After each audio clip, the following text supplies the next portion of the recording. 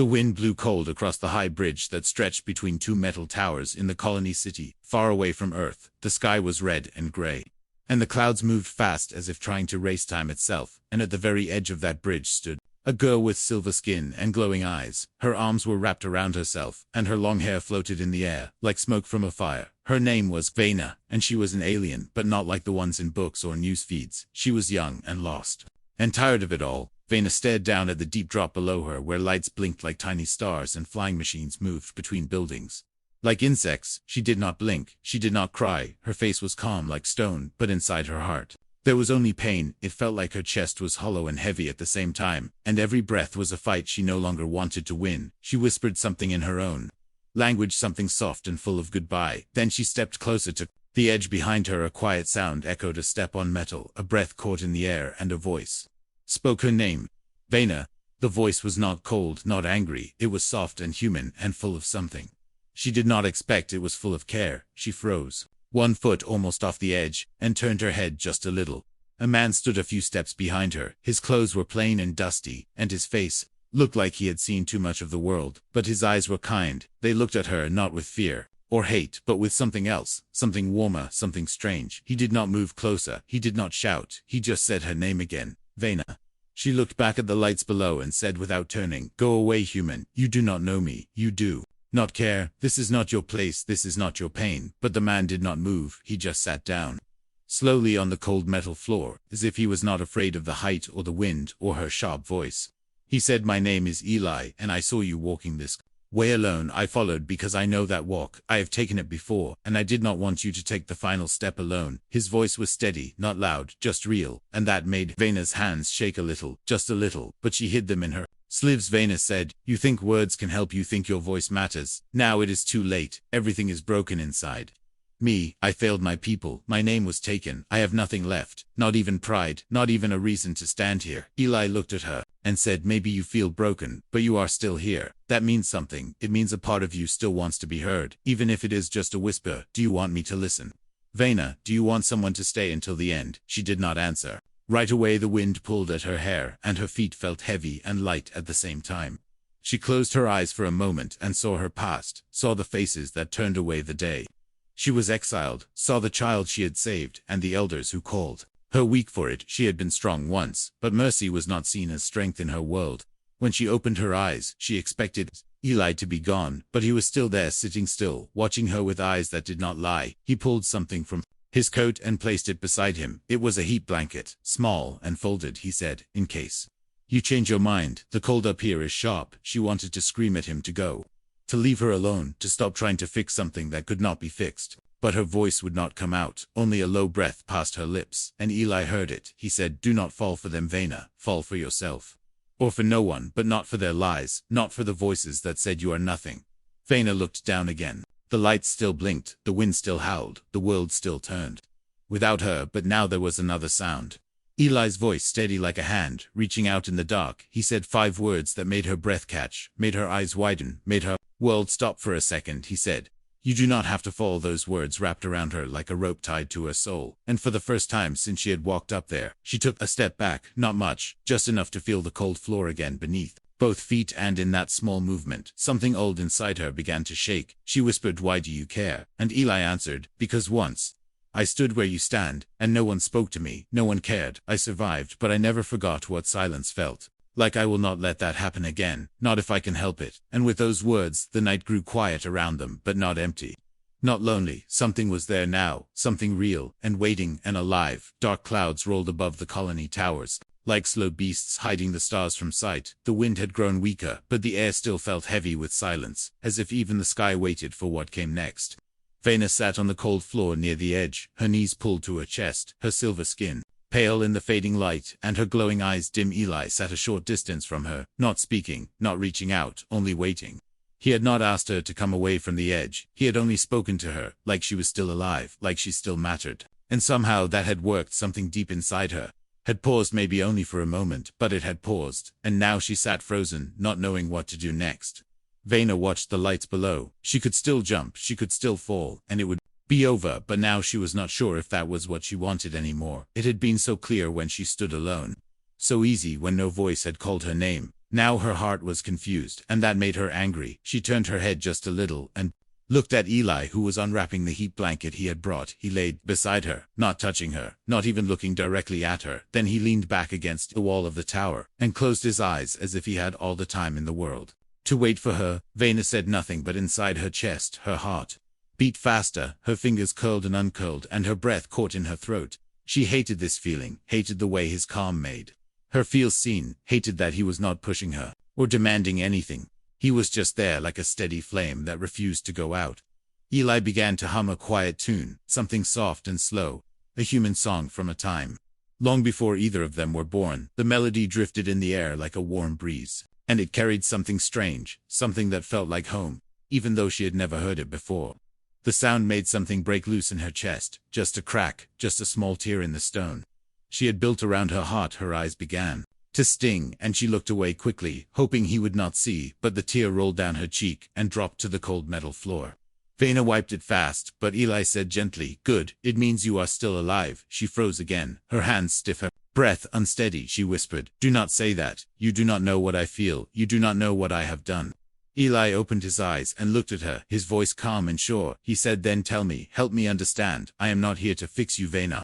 I'm only here to hear you, if you want me to." The words burned inside her. They pulled at the memory.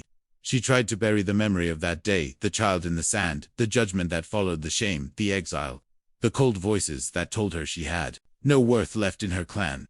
Vena whispered, "I was a guardian once. I wore armor, I held a blade, I protected the weak, but one day I chose wrong. I saved the life of a child during a sacred trial. I broke a rule that should never be broken," they said. "I failed. They called me soft and stripped me of everything." Eli did not speak at once. He let the silence sit between them like a quiet friend. Then he said, "You chose mercy. That is not weakness. That is strength. That takes more courage than any weapon." Vena turned away, her jaw tight and her voice sharp. "You would not say that if you knew the cost." Eli nodded. "Maybe not, but I know what it means to carry pain. I know how heavy regret can be. I once froze in battle, and people died because of it. I see their faces in my dreams, and I wonder if I could have done more, could have saved them." Vena blinked, her tears now falling faster than she could stop them. She asked, "And did they forgive you?" Eli looked at her, his voice low. "No, but someone else did, someone who mattered, someone who knew what it felt like to stand on the edge like you." Vena looked at him now, really looked at him, her voice softer. "Who forgave you?" Eli took a breath, his eyes searching hers. "A child, an alien child. He said he told me I was not a monster," he said. "I reminded him of someone strong and brave, someone who once broke the rules to save him." Vena's eyes widened, her hands trembling. "Who was this child?" she asked. Eli looked at her and said his name was Kinos. He said his sister saved his life, that she was the reason he still believed in good. Her heart nearly stopped, her breath caught. She whispered that name again and again, as if it could make it real. Eli nodded. "Yes, Vena. I think he was talking about you." And in that moment, as the wind wrapped around her like a ghost from her past, she realized something. She had never been forgotten, not truly, not by the one who mattered. And from her eyes, the first tear of hope fell free into the night.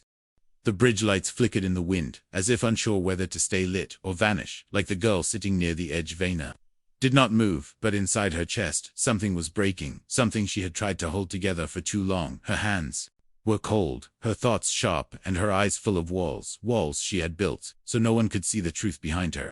Eli stayed quiet, still sitting on the floor, his back resting against the metal wall. He did not speak, he did not push, he simply waited, and sometimes silence was louder than shouting, sometimes quiet made the heart speak louder.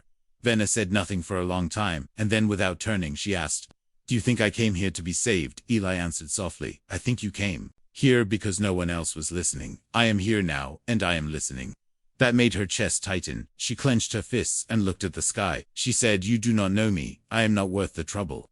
I am not even supposed to be here. I was erased. From my clan I was erased. From my name." Eli asked why. Vena laughed, but it was bitter, like ice cracking in water. She said, "I broke a law. I showed mercy. I saved a child when I was told to let him die. I thought I was doing the right thing. They thought I was weak, so they took everything from me." The wind picked up again, pushing her hair across her face. She stared at the lights below, thinking how strange it was that one moment could ruin an entire life. One choice and everything she was became a mistake. Eli said, "I want to tell you something. I have not said in years." She waited, not sure why, but something in his voice made her listen. He said, "I once fought in a desert far from here. A battle that went wrong. I was afraid. I froze. When my unit needed me, and because I did not move, 3 people died. Vena blinked, surprised. She turned slightly, her voice softer. What happened to you after?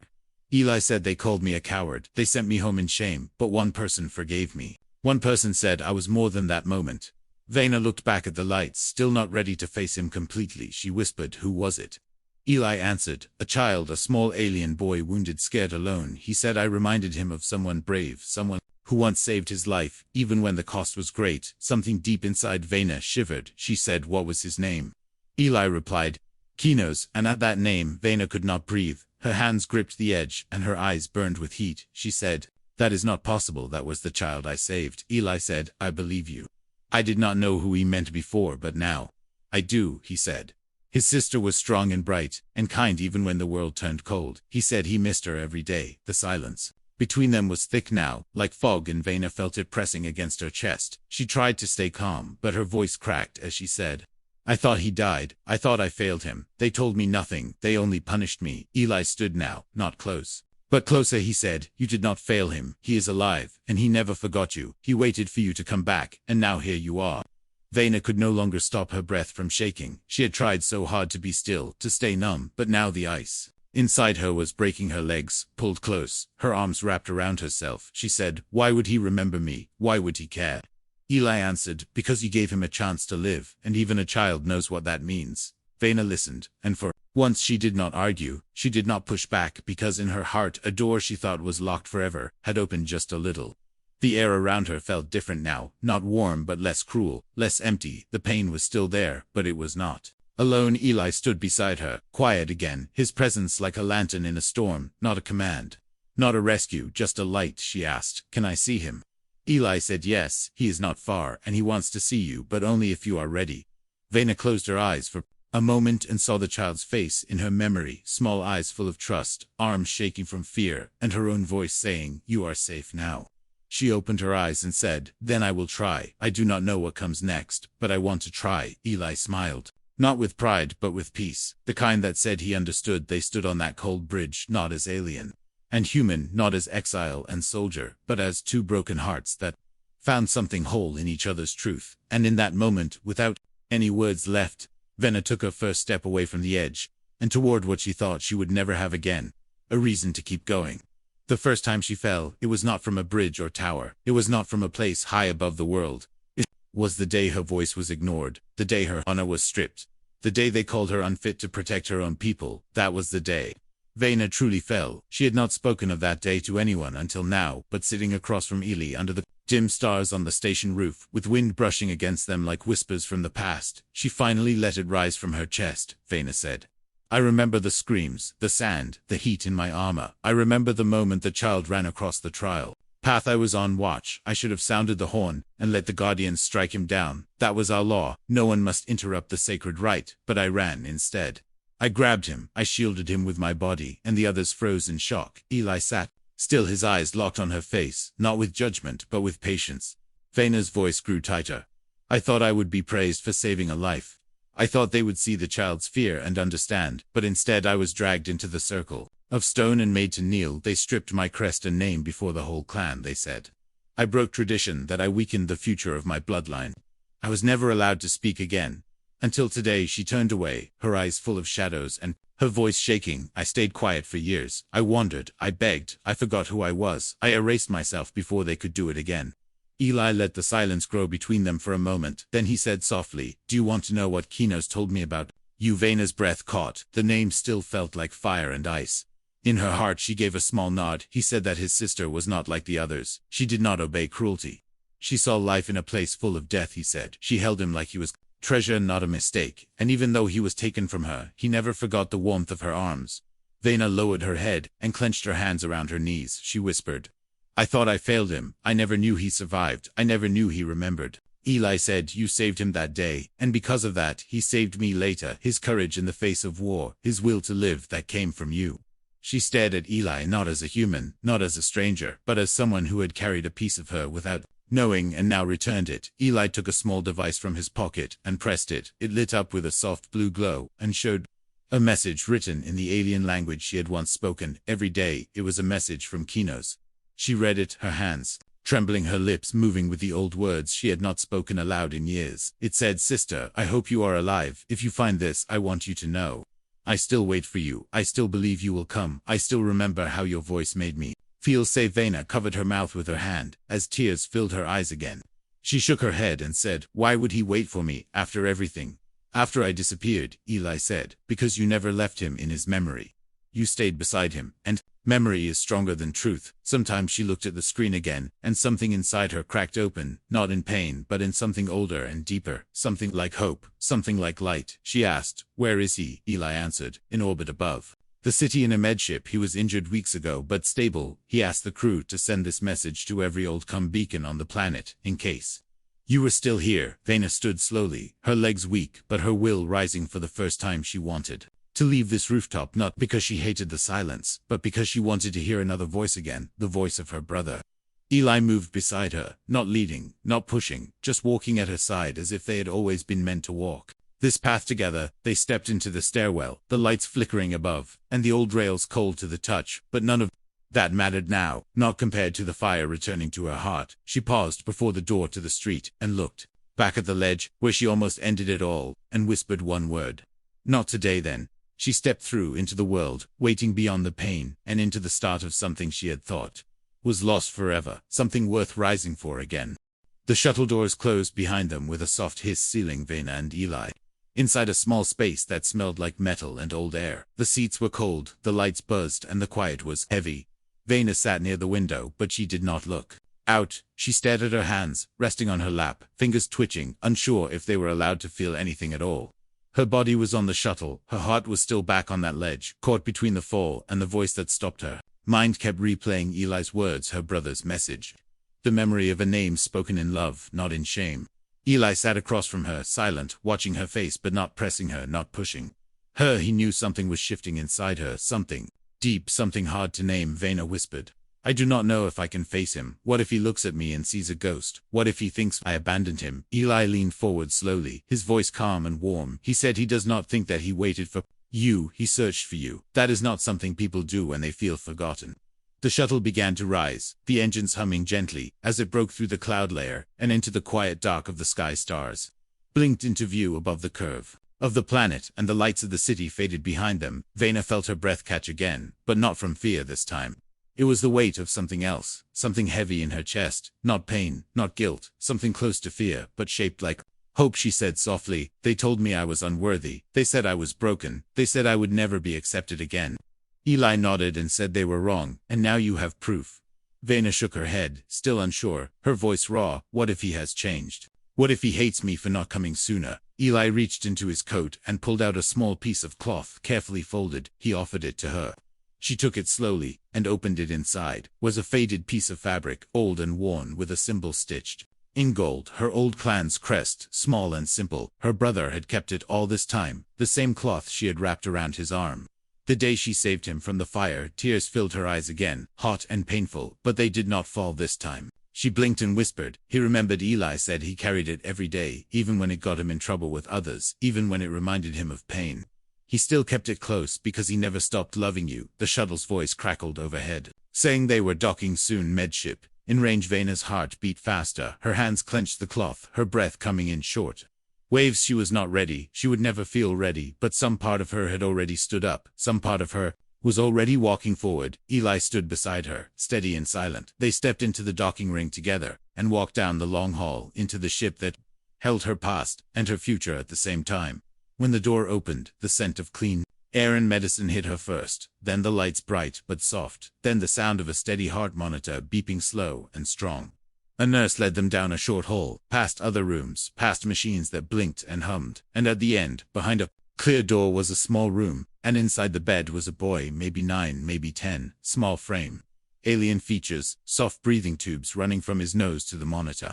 His eyes were closed, and his hands were folded on his chest, holding that same piece of cloth she had just seen. Her hands trembled, her legs felt weak, and her voice barely worked. She said, "Is that him?" Eli nodded. "Yes, that is Kinos. He is waiting for you." She stepped closer, her feet slow, her breath shaking. Every memory in her mind screamed at once. The fire, the trial, the exile, the cold nights spent alone. All of it crashed into her, and yet she kept walking until she stood beside his bed.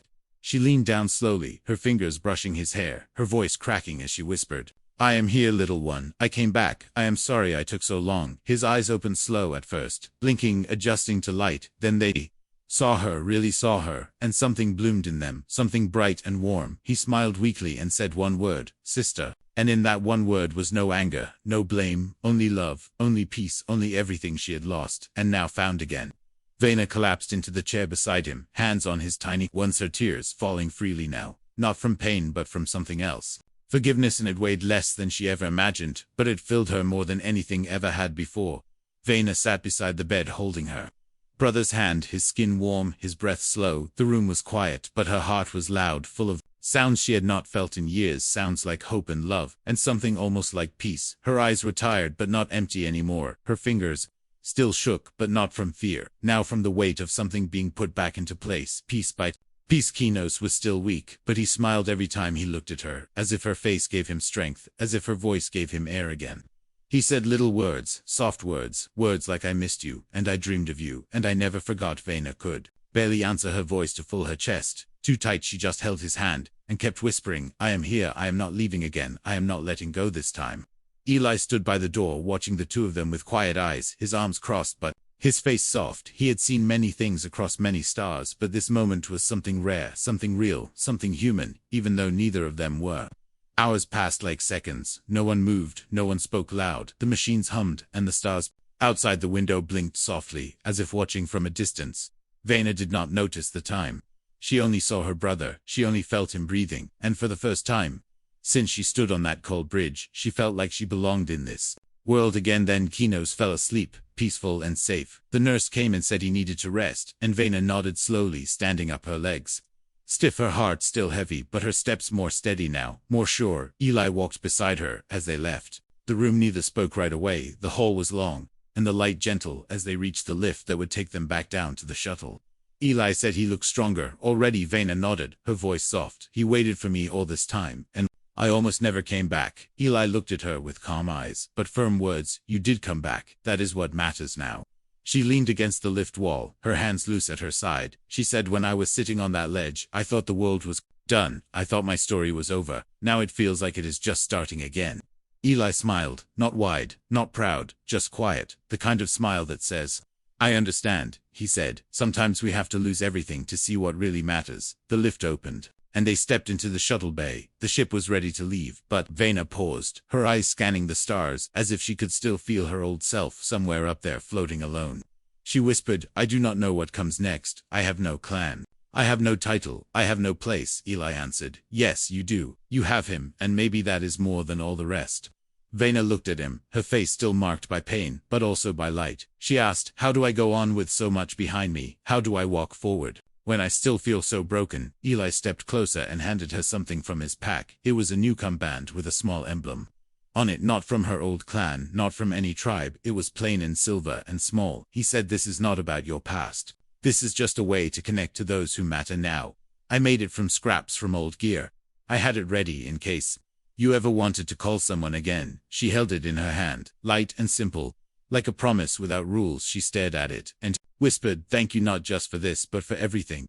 For your voice that night, for not letting me be alone." Eli looked at her and said, "I did not save you, Vena. You chose to stay. You chose to live. I just spoke until you remembered how." They stepped onto the shuttle and sat near the back. The engines hummed low as they prepared to launch. Vena leaned her head back, eyes closed for a moment, her fingers wrapped around the cum band, still unsure, still scared, but now with something new inside her, a reason to keep going. As the ship rose and the stars wrapped around the window again, Vena opened her eyes and saw her reflection, not as a traitor, not as a ghost, but as someone real, someone who had fallen once and stood again, not for honor, not for pride, but for love. And this time she was not falling, she was rising back from the edge and into the life waiting for her to begin. The ship touched down near the outer rim of the city, lights flashing across its wings as it settled on the landing pad. Vena stepped out first, the wind brushing her face, as if the world itself had been holding its breath, waiting for her return. Her eyes scanned the sky, then the towers, then the people walking past. None of them knew her, none of them stopped, but still something inside her felt fully alive. Followed behind, calm, steady, as always, his steps light but sure. They walked side by side down the main road toward The small shelter where Eli lived, a place made of old steel and forgotten parts, but warm inside, filled with quiet music and old books and things that had meaning only if you stayed long enough to ask. Vena had not said much since leaving the medship, her thoughts too loud, her heart too wide. Every few steps she touched the band on her wrist, the one Eli gave her, the one she had linked to Kinos. Now they sent each other short messages, a word here, a laugh there. A piece of light passed through silence. When they reached the shelter, Eli opened the door and stood aside like always, never pulling, never leading, just holding the space open. Vena stepped in, slow, her eyes taking in the tiny home like it was something new, something safe, something earned. She sat on the edge of the old couch and looked at the small firelight flickering in the corner. She said softly, "I did not think I would be here. I did not think I would see stars again from the ground." Eli sat across from her, his voice calm. "Maybe you were never meant to stay on the edge. Maybe you were always meant to walk past it." She smiled a little, not wide, not strong, but real. She looked down at her hands and said, "I keep thinking about what my people would say if they saw me now, not alone, not broken, but sitting here with a human, sharing space, sharing peace." Eli leaned back, his eyes kind. "Maybe they would be surprised, or maybe they would remember who you really are, the one who saved a child, the one who listened to her own heart." Vena looked out the small window, stars moving slow across the dark sky. "The world below, quiet but not cold anymore," she said.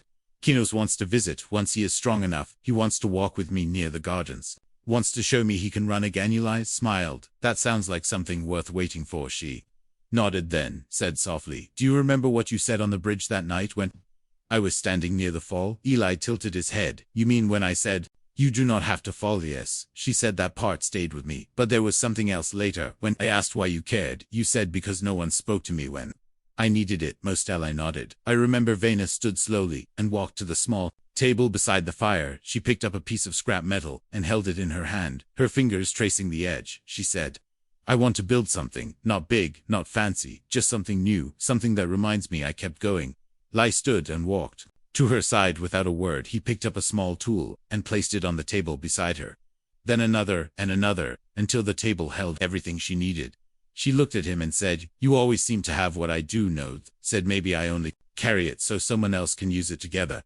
They sat at the table, the night quiet around them, the tools clicking softly, as Vena began to work, her hands moving with care, with memory, with purpose, not fast, not perfect, but sure. Every piece she shaped, every line she etched, was a promise, not to the past, not to those who judged her, but to herself. Fast, the firelight flickered across the small frame she was building. Eli asked, "What will it be?" She paused, looked at the pieces, looked at the fire, then at the stars outside, and said, "I do not know yet. Maybe it is just the start. Maybe it does not need a name yet." He nodded and leaned back, letting the silence stretch, letting her own voice lead now, not his outside. The sky darkened, more stars waking up to fill the world above, and inside a small room, two people, one human, one alien, worked quietly on something that had no shape, yet something that did not need to be explained, because the truth was clear in every movement, in every breath, in every moment that passed between them. She had chosen life. She had chosen to stay, and the voice that brought her back no longer needed to speak, because now her own voice was strong enough to carry her forward on its own.